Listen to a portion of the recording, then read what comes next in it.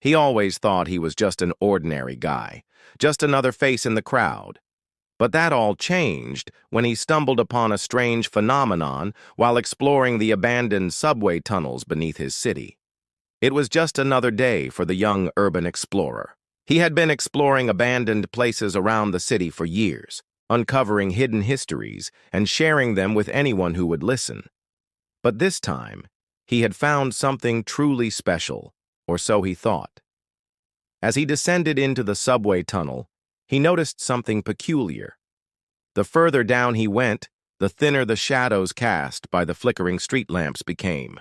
At first it was just a slight difference, but as he continued his descent, the shadows grew impossibly thin, almost wispy, and then he saw it.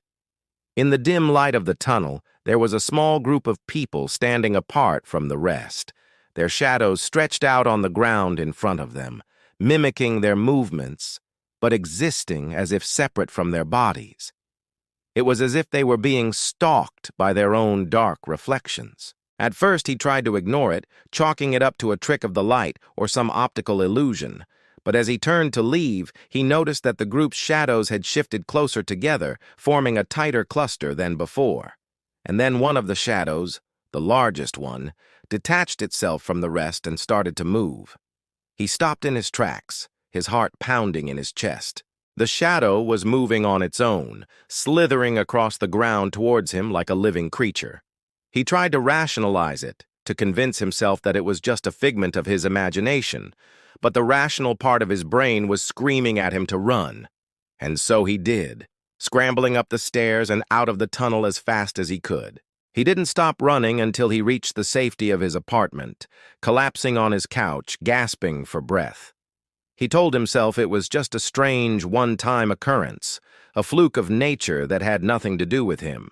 But as the days passed, he couldn't shake the feeling that something was watching him, following him. And then he started seeing them everywhere. He saw them in the bustling crowds of the city, in the towering skyscrapers that scraped the sky, even in the dark corners of his own home. They were everywhere and nowhere, always present, yet never visible. He tried to warn the others, to tell them about the dangers lurking in the shadows, but no one believed him. They thought he was losing his mind, that he was seeing things that weren't there. And in a way, they were right. But what he was seeing was real, and it was only getting worse. The shadows were growing stronger, more independent. They were learning. He watched in horror as a woman walking ahead of him turned around, her shadow taking a life of its own and lunging at her throat. She screamed, but her voice was lost in the din of the city, and he could do nothing but watch as the shadow consumed her, her body collapsing to the ground as her life force was drained away.